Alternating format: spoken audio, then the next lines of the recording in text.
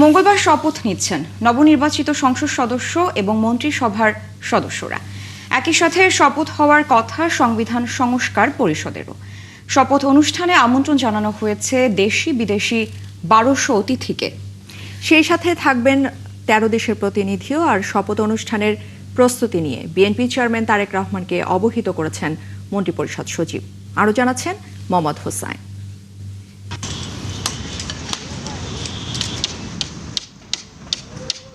প্রচলিত রীতি ভেঙে এবার জাতীয় সংসদে সংসদ সদস্য ও সংসদের দক্ষিণ প্লাজায় খোলা আকাশে মন্ত্রিসভার সদস্যদের শপথ অনুষ্ঠান হতে যাচ্ছে।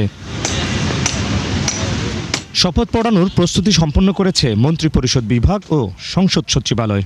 এই উপলক্ষে আমরা ইতিমধ্যে জাতীয় সংসদের দক্ষিণ প্লাজাকে কেন্দ্র করে নিরাপত্তা পরিকল্পনা গ্রহণ করেছি। এটার অংশ হিসাবে ওই দক্ষিণ প্লাজার আশেপাশে কয়েকটা সড়কে যান চলাচল নিয়ন্ত্রিত থাকবে। তার বাইরে পুরো এলাকা নিরাপত্তার চাদরে ঢেকে রাখা হবে। আগামীকাল মঙ্গলবার সকাল 9:30টায় সংসদ সদস্য, বিকেল 4টায় মন্ত্রিসভার সদস্যরা শপথ নেবেন। মাননীয় সংসদ সদস্যবৃন্দ তারা সকাল 9:30টায় শপথ নেবে এবং বিকেল 4টায় মন্ত্রী পরিষদের শপথ অনুষ্ঠিত হবে। সেই ব্যাপারেই সার্বিক প্রস্তুতির মধ্যে আল্লাহর রহমতে সম্পূর্ণ হয়েছে। জন আকাঙ্ক্ষা বাস্তবায়নে নিরলসভাবে কাজ করবে নতুন সরকার, এমন প্রতিশ্রুতি দিলেন আরেক নেতা। দায়িত্ব নিয়েই সকলের যে আমানত, শ্রদ্ধা এবং সম্মানের সহিত সে আমানতটুকু যেন আমরা রক্ষা করতে পারি, সেই দায়িত্বটুকু আমরা পরিচালনা করব এবং সম্পূর্ণভাবে জনগণের সরকার প্রতিষ্ঠিত হবে, দেশপ্রেমিক সরকার প্রতিষ্ঠিত হবে এবং জনগণের পাশে থেকে আমরা তারেক রহমানের নেতৃত্বে কাজ করছি এবং করবো ইনশাল্লাহ। দীর্ঘ ফ্যাসিবাদ বিরোধী আন্দোলন, অবশেষে 12ই ফেব্রুয়ারি নির্বাচন। সেই নির্বাচনের মধ্য দিয়ে গঠিত হচ্ছে নতুন সরকার। আগামীকাল নতুন সরকার এই সংসদ ভবনের দক্ষিণ প্লাজায় শপথ নেবে। আগামীর বাংলাদেশ কেমন হবে তা নিশ্চয়ই সময়ই বলে দেবে। মোহাম্মদ হোসাইন, 71, ঢাকা। এবারের জাতীয় নির্বাচনে জয়ীরা একই সাথে সংসদ এবং সংবিধান সংস্কার পরিষদের সদস্য হিসেবে দায়িত্ব পালন করবেন। তাদের দুই ভূমিকায় শপথ নেওয়ার কথা রয়েছে মঙ্গলবার সকালে। তবে বিএনপি নেতা সালাউদ্দিন আহমেদ যেটা বলছেন যে প্রধান নির্বাচন কমিশনার কিন্তু এমপিদের এক্ষেত্রে শপথ পড়াতে পারেন, কিন্তু সংবিধান সংস্কার পরিষদের সদস্যদের নয়। আরেক নেতা আমির খসরুর প্রত্যাশা গণতান্ত্রিক আচরণ করবে বিরোধী দল। মাহিলা ইসলামের প্রতিবেদনে দেখুন বিস্তারিত।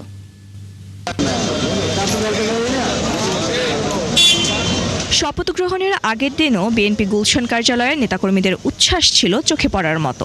দুপুর 1টার কিছু আগে কার্যালয়ে আসেন দলের চেয়ারম্যান তারেক রহমান। কার্যালয়ে আসেন সিনিয়র নেতারাও। তারা কথা বলেন সমসাময়িক বিষয় নিয়ে। জুলাই সনদ বাস্তবায়ন আদেশ অনুযায়ী এবারের নির্বাচনে বিজয়ীরা একই সাথে সংসদের এবং সংবিধান সংস্কার পরিষদের সদস্য হিসেবে দায়িত্ব পালন করবেন। তার আগে নিতে হবে শপথ। জাতীয় ঐকমত্য কমিশনের বিএনপির পক্ষে নেতৃত্ব দেয়া সালাউদ্দিন আহমেদ জানান, স্পিকার ও ডেপুটি স্পিকার না থাকায় এমপিদের শপথ পড়াতে পারবেন সিইসি, তবে সংবিধান সংস্কার পরিষদের সদস্যদের নয়। সংবিধান সংস্কার পরিষদ এটা যদি কনস্টিটিউশনে ধারণ করা হয়, সেই মর্মে অ্যামেন্ডমেন্ট হয় এবং সেই শপথ পরিচালনার জন্য সংবিধানের 3য় তফসিলে ফরম হয়, কে শপথ পাঠ করাবেন সেটা নির্ধারিত হয়। এতগুলো হওয়ার পরে তারপরে হলে হতে পারে। এদিকে যুক্তরাজ্যের আদলে বিরোধী পক্ষরা বাংলাদেশের ছায়া মন্ত্রিসভা গঠনের ঘোষণা দিয়েছে। বিষয়টিকে ইতিবাচকভাবে দেখছে সরকারি দল বিএনপি। বিরোধী দল ছায়া সংসদ করার এই সংস্কৃতি উন্নত বিশ্বে আছে, যদি তা করে সেটাকে স্বাগতম জানাই। এদিকে স্থায়ী কমিটির আরেক সদস্য আমির খসরু মাহমুদ চৌধুরীর প্রত্যাশা, গণতান্ত্রিক পরিবেশ বজায় রেখে সংসদে আচরণ করবে বিরোধী দল। একটা গণতান্ত্রিক দেশে বিরোধী দল কিভাবে আচরণ করে সেটা তো গণতান্ত্রিক আচার আচরণ সবকিছুর মধ্যে লেখাপড়া আছে, যা সবকিছু বোঝাও আছে। একটা গণতান্ত্রিক দেশে বিরোধী দলের আচরণ কি হবে সেটা তো একটি গণতান্ত্রিক পরিবেশ বজায় রাখার জন্য, সেটা তো সবার জানা, সেটা নতুন করে বলার কিছু নেই। দেশের ভঙ্গুর অবস্থায় সব খাতে চ্যালেঞ্জ রয়েছে, সেসব উত্তরণেই কাজ করবে নতুন সরকার, এমন মন্তব্য করেন আমির খসরু। চ্যালেঞ্জ নাই, প্রতিষ্ঠানগুলো সব ধ্বংস হয়ে গেছে, এগুলোর বেশি চ্যালেঞ্জ আছে। মাহিলা ইসলাম, 71, ঢাকা। স্পিকার এবং ডেপুটি স্পিকার কেবি নেই সংসদের প্রথম অধিবেশন, সেক্ষেত্রে পরিচালনা করবেন কে? প্রশ্ন উঠেছে এটা নিয়ে সংবিধান মোতাবেক স্পিকার বা ডেপুটি স্পিকারের পরিচালনার কথা, তবে আইন বিশেষজ্ঞরা মনে করছেন সংবিধানের সব ধারা আক্ষরিকভাবে মানতে হবে এমনটা নয়। সংসদ সদস্যদের মধ্যে গ্রহণযোগ্য একজন অধিবেশন পরিচালনা করে নতুন স্পিকার আর ডেপুটি স্পিকার নির্বাচন করতে পারেন। আরও জানাচ্ছেন মিল্টন আনোয়ার। মঙ্গলবার নির্বাচিত সংসদ সদস্যদের শপথ চলছে সেই প্রস্তুতি, আর এর মধ্য দিয়ে গঠিত হবে ত্রয়োদশ জাতীয় সংসদ। সংবিধান অনুযায়ী শপথের ৩০ কার্যদিবসের মধ্যে প্রধানমন্ত্রীর পরামর্শক্রমে রাষ্ট্রপতি জাতীয় সংসদ আহ্বান করবেন। কিন্তু কার নেতৃত্বে বসবে সে অধিবেশন? ৫ আগস্ট পরবর্তী বাস্তবতায় স্পিকার পদত্যাগ করে নিরুদ্দেশ, ডেপুটি স্পিকার ফৌজদারি মামলায় জেলে। তাহলে নতুন স্পিকার নির্বাচন না হওয়া পর্যন্ত অধিবেশন পরিচালনা করবে কে? সংবিধানের ৭৪(৩) অনুচ্ছেদ বলছে এক্ষেত্রে যে কোনো সদস্য স্পিকারের দায়িত্ব পালন করতে পারেন। অন্যদিকে বিশ্লেষকরা বলছেন বিশেষ পরিস্থিতিতে সংবিধানের আক্ষরিক বিধান সর্বদা মানা কঠিন। আমরা একটা অস্বাভাবিক পরিস্থিতিতে, আমাদের স্পিকার, ডেপুটি স্পিকার, তাদের বিরুদ্ধে অভিযোগ আছে এবং গুরুতর অভিযোগ আছে, তারা অনুপস্থিত। এখন এই অবস্থায় ক্রান্তিকালীন অবস্থা হিসাবে ব্যবস্থা নিতে পারে। আক্ষরিকভাবে এখন স্পিকার প্রথম সভা অধিবেশনে সভাপতিত্ব করতে পারছেন না বলে বিরাট সমস্যা তৈরি হবে, এটা আমি মনে করি না। আক্ষরিকভাবে তো আপনি এটা প্রতিপালন করতে পারছেন না। কাজেই এই অবস্থায় আপনি যে কোনো একজন জ্যেষ্ঠ, যাকে সবাই মনে করছেন যে একজন স্পিকার নির্বাচিত হওয়ার আগ পর্যন্ত উনি পরিচালনা করুন সংসদ। তারেক রহমানের সরকারের মন্ত্রিসভার শপথ রাষ্ট্রপতি মোহাম্মদ শাহাবুদ্দিনের অধীনে। নতুন রাষ্ট্রপতি না আসলে নতুন প্রধানমন্ত্রীর পরামর্শে রাষ্ট্রপতি মোহাম্মদ শাহাবুদ্দিনই প্রথম অধিবেশন আহ্বান করবেন। সেখানে তিনি ভাষণও দেবেন, আর সরকারি দল, বিরোধী দল সহ সংসদ সদস্যরা রাষ্ট্রপতির সেই ভাষণের উপর ধন্যবাদ প্রস্তাব নিয়ে আলোচনা করবেন। আমরা একটা সুন্দর নির্বাচন করেছি, জনপ্রতিনিধিদেরকে নির্বাচন করেছি। যে সমস্ত সমস্যা আছে যে এগুলো সবাই মিলে বসে আলাপ করে সমাধান করা যায়। এখন আমরা সবাই মিলে এটা মেনে নিতে পারি যে রাষ্ট্রপতি আহ্বান করবেন, রাষ্ট্রপতি বক্তৃতা দিবেন, ঠিক আছে, তাহলে এটা যদি আমরা মেনে নিই সেভাবে আমরা করব। আমরা একটা অস্বাভাবিক পরিস্থিতিতে আছি। এই অস্বাভাবিক পরিস্থিতিতে অনেক কিছুই করা সম্ভব সবাই সম্মত হলে। তো আমি আশা করি সেরকম একটা ব্যবস্থা নেবে যেটা কোনো বিতর্ক সৃষ্টি না হয়, কোনো রকম বিভাজন সৃষ্টি না হয়। বিশ্লেষকরা বলছেন গণতন্ত্রের এই যাত্রাপথে সব পক্ষকেই অযথা আইনি বিতর্ক বন্ধ রেখে রাজনৈতিক ঐক্য ধরে রাখতে হবে। আমি আশা করি আলাপ আলোচনার মাধ্যমে সন্তোষজনক একটা সিদ্ধান্তের। মিল্টন আনোয়ার, ৭১, ঢাকা। নতুন সরকারের শপথ অনুষ্ঠানে প্রায় ১২০০ জন দেশি বিদেশি অতিথি উপস্থিত থাকবেন। আমন্ত্রিত বিদেশি অতিথিদের মধ্যে রয়েছেন ভুটানের প্রধানমন্ত্রী শেরিং তোবগে, ভারতের লোকসভার স্পিকার ওম বিড়লা, পাকিস্তানের পরিকল্পনা মন্ত্রী আহসান ইকবাল এবং মালদ্বীপের প্রেসিডেন্ট মোহাম্মদ মুইজ্জু। এছাড়া নেপালের পররাষ্ট্রমন্ত্রী বালানন্দ শর্মা এবং শ্রীলঙ্কার স্বাস্থ্যমন্ত্রী নলিন্দা জয়তিসারের অংশ নেওয়ার সম্ভাবনা রয়েছে। আরও জানাচ্ছেন পার্থ সঞ্জয়। ত্রয়োদশ জাতীয় সংসদের নির্বাচিত সদস্য এবং বিএনপি চেয়ারম্যান তারেক রহমানের প্রধানমন্ত্রী হিসেবে এবং মন্ত্রিসভার সদস্যদের শপথকে ঘিরে চলছে শেষ মুহূর্তের প্রস্তুতি। অনুষ্ঠানে প্রায় ১২০০ দেশি বিদেশি অতিথির উপস্থিতি নিশ্চিত করেছে বিএনপি। মঙ্গলবার সকালে জাতীয় সংসদ ভবনের দক্ষিণ প্লাজায় অনুষ্ঠিত হতে যাচ্ছে নবনির্বাচিত সংসদ সদস্যদের শপথ গ্রহণ। বিকেলে গঠন হবে মন্ত্রিপরিষদ। আমন্ত্রিত বিদেশি অতিথিদের মধ্যে রয়েছেন ভুটানের প্রধানমন্ত্রী শেরিং তোবগে, ভারতের লোকসভার স্পিকার ওম বিড়লা, পাকিস্তানের পরিকল্পনা মন্ত্রী আহসান ইকবাল এবং মালদ্বীপের প্রেসিডেন্ট মোহাম্মদ মুইজ্জু। এছাড়া নেপালের পররাষ্ট্রমন্ত্রী বালানন্দ শর্মা ও শ্রীলঙ্কার স্বাস্থ্যমন্ত্রী নলিন্দা জয়তিসারের উপস্থিত থাকার সম্ভাবনা রয়েছে। যুক্তরাজ্যের ভারত প্রশান্ত মহাসাগর বিষয়ক আন্ডার সেক্রেটারি সীমা মালাহোত্রারও অনুষ্ঠানে যোগ দেওয়ার সম্ভাবনা আছে। পার্থ সঞ্জয়, ৭১, ঢাকা। নির্বাচনী গণসংযোগের সময় নানান তির্যক বক্তব্যে একে অপরকে ঘায়েলের চেষ্টা করলেও ভোটের পর কিন্তু পাল্টে গেছে সেই দৃশ্য। বিজয়ের ৪৮ ঘন্টার মধ্যে শফিকুর রহমান এবং নাহিদ ইসলামের বাসায় গিয়েছেন বিএনপি চেয়ারম্যান তারেক রহমান। আর এটিকে বেশ ইতিবাচক রাজনীতির শুভ সূচনা বলছেন রাজনৈতিক বিশ্লেষকরা। দলগুলোর মধ্যে সংলাপের পথ সবসময় খোলা রাখার পরামর্শ দেন তারা। নূরনবী সরকারের প্রতিবেদন। নির্বাচনে বিজয়ের পর প্রথম সংবাদ সম্মেলনে রাজনৈতিক ঐক্যের ডাক দিয়েছেন বিএনপির চেয়ারম্যান তারেক রহমান। রবিবার জামায়াতে ইসলামীর আমির ডাক্তার শফিকুর রহমানের বাসায় গিয়ে বৈঠক করলেন তারেক রহমান, দিলেন নতুন শুরুর বার্তাও। এরপর এনসিপি আহ্বায়ক নাহিদ ইসলামের বাসায় গিয়ে জুলাই অভ্যুত্থানের ছাত্র নেতৃত্বের সঙ্গে দেখা করেন তিনি। নির্বাচনে বিজয়ের পর বিরোধী রাজনৈতিক নেতাদের বাসায় গিয়ে শুভেচ্ছা জানানোর বিষয়টিকে ইতিবাচক হিসেবে দেখছেন বিশ্লেষকেরা। এটি রাজনীতির জন্য নতুন বার্তাও বলছেন তারা।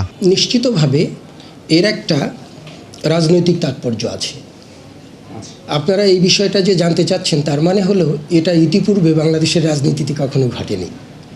সে কারণের জন্য এটা অনেকে বলছেন এটা বিরল, এবং এটা একটা যে রাজনৈতিক অ্যাকোমোডেশন আমরা যাকে বলি, রাজনৈতিক অ্যাকোমোডেশন এবং ইনক্লুসিভ একটা পলিটিক্যাল কালচার যে জনাব তারেক রহমান চাইছেন, এটা তার ইঙ্গিত বহন করে। প্রথমেই এই যে বিরোধী দলের সাথে যোগাযোগ রক্ষা করেছেন, এটা আমাদের আশা জাগাচ্ছে যে আমরা হয়তো ভবিষ্যতের এই সংসদে আমরা গণতন্ত্রের একটা ভালো চর্চা দেখতে পাবো।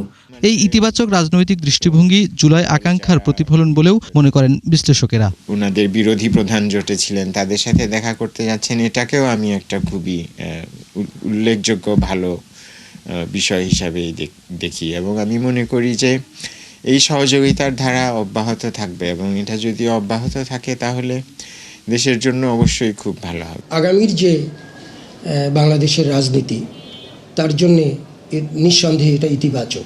জামায়াত ইসলাম এবং এনসিপি প্লাস অন্যান্য যে সমস্ত স্টেক হোল্ডাররা আছে, তাদেরও এই ইতিবাচকতা যেটা, এটাকে আমলে নেওয়া খুব জরুরি। তারেক রহমান রাজনীতিতে গুণগত পরিবর্তনের যে সংস্কৃতি চালু করলেন তা সবার চর্চা করা উচিত বলেও মন্তব্য করেন বিশ্লেষকরা। নূরনবী সরকার, ৭১, ঢাকা। দর্শক, ইসলামী আন্দোলন বাংলাদেশের আমির মুফতি সৈয়দ মোহাম্মদ রেজাউল করিমের সঙ্গে দেখা করতে তার সিদ্ধেশ্বরীর বাসায় গিয়েছেন বিএনপি চেয়ারম্যান তারেক রহমান। এই মাত্র কিন্তু আমরা দেখতে পাচ্ছি যে তিনি সেখানে পৌঁছেছেন তার গাড়ি বহন নিয়ে, এবং এ বিষয়ে খোঁজ খবর রাখতে কিন্তু সেখানে আছেন আমাদের সহকর্মী সাজিদ সরকার।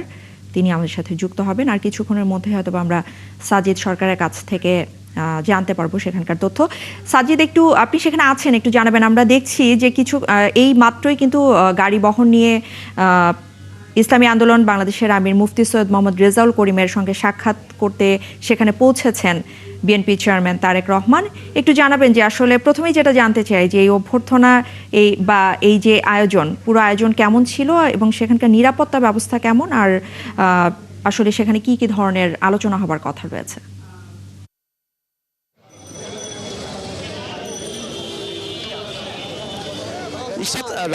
রাজনীতির ধারার নতুন ইতিহাস কিন্তু সৃষ্টি করেছেন তারেক রহমান, বিএনপি চেয়ারম্যান, এবং সেটি কিন্তু আমরা গতকালই দেখেছি এবং আজকেও একই রকম চিত্র আমরা দেখছি।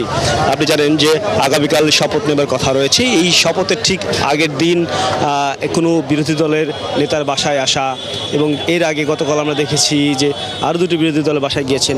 এই যে রাজনীতির ক্ষেত্রে নতুন এই ধারা একটি বড় দৃষ্টান্ত হিসেবে কিন্তু আসলে সবাই দেখছেন, কেননা তিনি কিন্তু বলেছিলেন যে তিনি রাজনীতিতে একটি নতুন ধারা উন্মোচন সৃষ্টি করতে চান, যেটি আসলে বাংলাদেশের ইতিহাসে অনেকটাই ইতিহাসে স্বাক্ষর হয়ে থাকবে। কেননা প্রতিটি রাজনৈতিক দল, এবং আমরা আজকে যেটি দেখছি যে ইসলামী আন্দোলন বাংলাদেশ, তারা কিন্তু মাত্র সারা দেশে নির্বাচন করে মাত্র একটি মাত্র কিন্তু তারা আসন পেয়েছেন, কিন্তু সেটি বড় বিষয় না। বড় বিষয়টা হচ্ছে একটা সহ অবস্থান, রাজনৈতিক একটা সহ অবস্থান তৈরি করা। সেই সহ অবস্থানের কারণে কিন্তু এটি তৈরি করেছেন, এবং বিএনপি বহুদলীয় গণতন্ত্রে বিশ্বাস করে, সেই কারণে কিন্তু তারা একটা ঐক্য ধরে রাখতে চায়। সব দল মিলে একটি দেশকে সুন্দর একটি অবস্থায় তৈরি করা, যে অবস্থায় ছিল আমরা যেটি দেখেছি যে 5ই আগস্টের আগের যে পরিস্থিতি এবং 5ই আগস্টের পরে যে পরিস্থিতি, সব কিছু মিলিয়ে তারা একটি নতুন গণতান্ত্রিক ধারা তৈরির জন্য প্রত্যেকটি দলের সাথে একটা সহাবস্থান তৈরি করে এই বাংলাদেশকে একটি গণতান্ত্রিক ধারা উপহার দেওয়ার কিন্তু একটি নমুনা কিন্তু আসলে সৃষ্টি করেছেন তারেক রহমান। এবং এই যে নির্বাচনটা শেষ হলো সেই নির্বাচনে যে সুষ্ঠুভাবে এবং নিরঙ্কুশভাবে বিএনপি প্রায় 2/3 ভোট পেয়ে নির্বাচিত হয়েছে, এরপরেও তাদের মাঝে আসলে সেই দাম্ভিকতা যেটা আমরা এর আগে দেখেছি যে কোনো রাজনৈতিক দলের নেতা যখন আসলে জয়লাভ করেছেন অনেক সময় আসলে মুখ দেখা দেখিও বন্ধ হতো বিরোধী দলের নেতৃত্বের সাথে, সেই পরিস্থিতিটি কিন্তু আসলে নেই। আজকে যখন তারেক রহমান আসবেন এই এলাকায় অর্থাৎ বেইলি রোডে এই যে ভবনটি রূপায়ণ স্বপ্ন নিলয়, সেই ভবনের বাসিন্দারা যেমন অপেক্ষায় ছিলেন এবং আশপাশেও আমরা দেখছি যে সব ধরনের মানুষ, শুধুমাত্র বিএনপি নয়, এছাড়া স্থানীয় বাসিন্দারাও কিন্তু অপেক্ষায় আছেন এবং অপেক্ষায় ছিলেন এবং তিনি কিছুক্ষণ আগে অর্থাৎ 7:15 ঠিক এই বাসাটিতে প্রবেশ করেছিলেন এবং এখানে ইসলামী আন্দোলন বাংলাদেশের আমির সহ বেশ কয়েকজন থাকার কথা রয়েছে, তাদের সাথে বসবেন এবং আলোচনা করবেন। আলোচনা শেষেই কিন্তু তিনি আসলে বের হয়ে যাবেন এবং ঠিক বের হবেন কখন ঠিক সেই টাইমটিও কিন্তু আসলে নির্দিষ্ট নয়, তবে সেখানে একটি সৌহার্দ্যপূর্ণ আলোচনা হবে এবং যে আলোচনায় আগামী বাংলাদেশ গড়ার পেছনে সব দলের যে ভূমিকা রয়েছে সেই ভূমিকা নিয়ে তারা আলোচনা করে কিন্তু তারপর এখান থেকে বের হবেন। এছাড়া এখন আপনি যতটুকু দেখছিলেন যে আমরা যতটুকু দেখাতে পারি এখানে আসলে সব ধরনের মানুষের পাশাপাশি কিন্তু আইনশৃঙ্খলা বাহিনী কিন্তু ব্যাপক নিরাপত্তা আমরা লক্ষ্য করছি। এখানে শুধুমাত্র পুলিশ নয়, একই সাথে প্রায় 3 স্তরের নিরাপত্তা ব্যবস্থা রাখা হয়েছে। একই সাথে চেয়ারপারসনের যে বিশেষ বাহিনী CSF সেই বাহিনী সহ বিজিবি সদস্যরাও কিন্তু এখানে রয়েছে নিরাপত্তা দেওয়ার জন্য। তবে আমরা একই সাথে দেখছি যে এই সড়ক বা এই বাড়িতে যারা রয়েছেন তারা চলাচলও কিন্তু নির্বিঘ্নেই করছেন, কোনো ধরনের আসলে এখানে বাধা সৃষ্টি হওয়ার মতো কোনো পরিবেশ আমরা আসলে দেখছি না। কিছুক্ষণ পর হয়তো আপনাকে জানাতে পারবো এখানে আসলে আলোচনা হয়েছে ইসলামী আন্দোলন বাংলাদেশের আমির সহ তাদের সাথে যে আলোচনার যে বৈঠক হয়েছে সেই বৈঠকের বিষয়ে। সাজিদ, আপনাকে ধন্যবাদ আমাদের সাথে যুক্ত হবার জন্য। দর্শক, এই মুহূর্তে এনসিপি নেতা আক্তার হোসেন সাংবাদিকদের সাথে কথা বলছেন, আমরা সেখানে একটু সরাসরি চলে যেতে চাই। বিশেষত আমরা যতদূর পর্যন্ত আমরা আকাঙ্ক্ষা করেছিলাম একটা একেবারেই ফিসবাদ মুক্ত একটা বাংলাদেশ, তার পুরোটা অর্জন করতে না পারলেও জুলাই স্রোতের মধ্য দিয়ে আমরা যতটুকু অর্জন করতে পেরেছি সে অর্জনকে যেন আমরা পুরো মাত্রায় আমাদের করে পেতে পারি, বাংলাদেশ রাষ্ট্র যেন জুলাই স্রোতের পরিপূর্ণ সুফলটা ভোগ করতে পারে, তার ওই দিকে আমরা আজকে জুলাই স্রোতের যে আনুষ্ঠানিকতা স্বাক্ষরের আনুষ্ঠানিকতা আমরা আজকে সম্পূর্ণ করেছি। আমরা আপনাদেরকে একটা বিষয় জানিয়ে দিতে চাই যে এবারের যে নির্বাচন সেটা যেমন একই সাথে জাতীয় সংসদ নির্বাচন এবং একই সাথে এটা সংবিধান সংস্কার পরিষদের নির্বাচন। আগামীকাল শপথ গ্রহণ অনুষ্ঠান অনুষ্ঠিত হবে। আমরা এটা আশা করি এবং জাতীয় নাগরিক পার্টি এনসিপির তরফ থেকে এই দাবি রাখছি যে আগামীকাল কোনো প্রকার ব্যত্যয় ব্যতিরেকেই প্রথমে সংবিধান সংস্কার পরিষদের সদস্য হিসাবে যারা নির্বাচিত হয়েছেন তারা শপথ গ্রহণ করবেন এবং তারপরেই জাতীয় সংসদের সদস্য হিসেবে তাদের যে শপথ সেই শপথ তারা গ্রহণ করবেন এবং উভয় শপথই অবশ্যই একজন ব্যক্তি অর্থাৎ জুলাই জাতীয় সংসদে যেভাবে বিবৃত হয়েছে যিনি চিফ ইলেকশন কমিশনার আছেন তার নেতৃত্বেই তার হাত ধরেই আমরা জুলাই জাতীয় সংসদের মতো করেই সংবিধান সংস্কার পরিষদের শপথ এবং জাতীয় সংসদ সদস্য হিসেবে যে শপথ সেটা আমরা গ্রহণ করব। সাংবাদিক বন্ধুগণ, এই পর্যায়ে আপনাদের সামনে সংক্ষিপ্তভাবে বক্তব্য উপস্থাপন করবেন জাতীয় নাগরিক পার্টির সম্মানিত আহ্বায়ক এক দফর ঘোষক জনাব নাহিদ ইসলাম।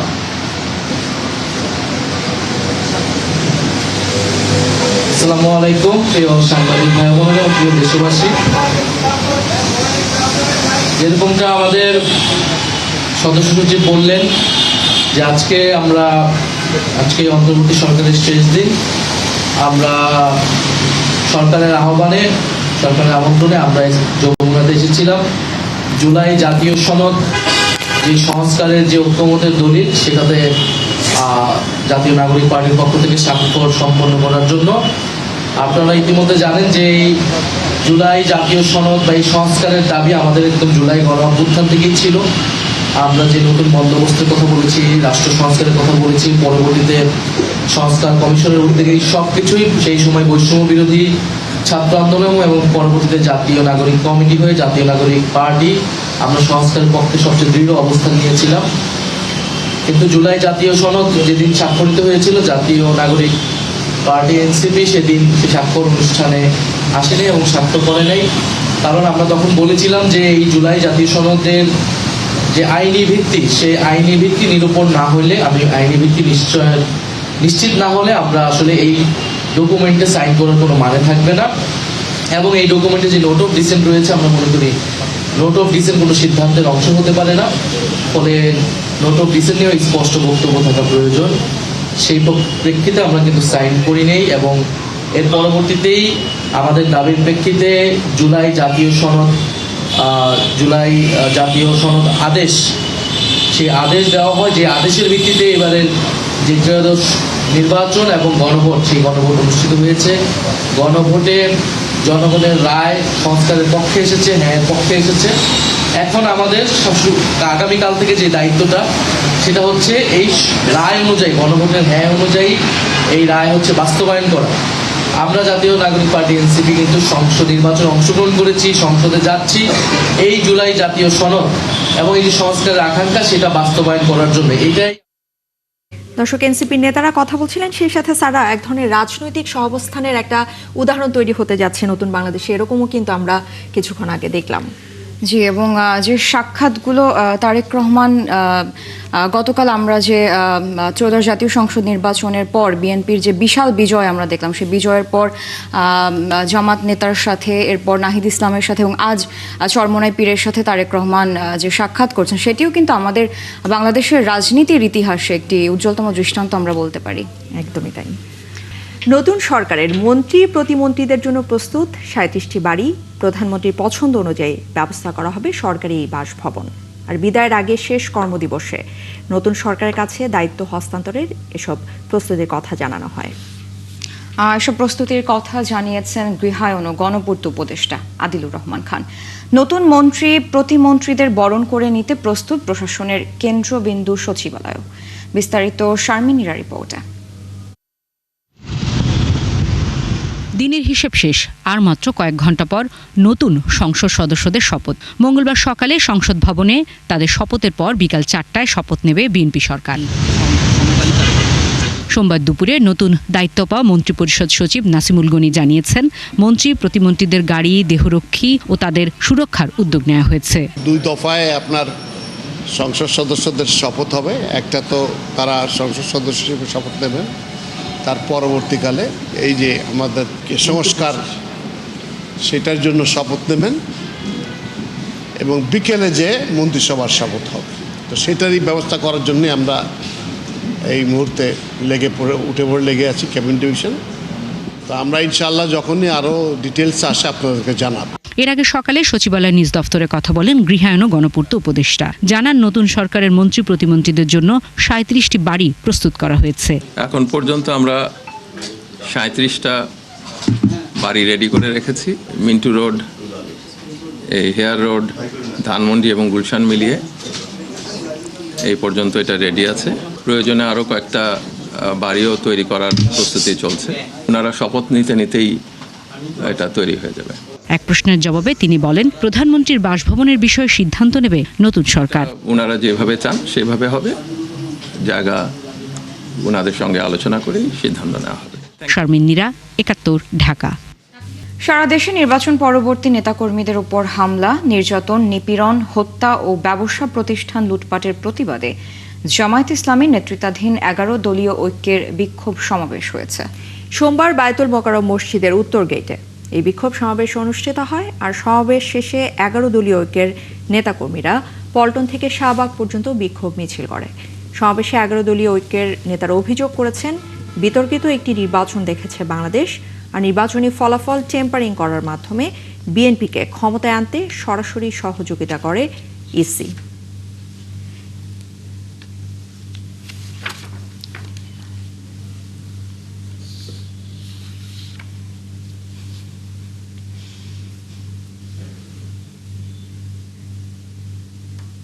দর্শক, চলছে সংবাদ সংযোগ। সরাসরি সংবাদ অনুষ্ঠান দেখতে চোখ রাখবেন 71-এর ফেসবুক পেজে এবং সাবস্ক্রাইব করুন 71 ইউটিউব চ্যানেল। থাকুন 71-এর সাথে।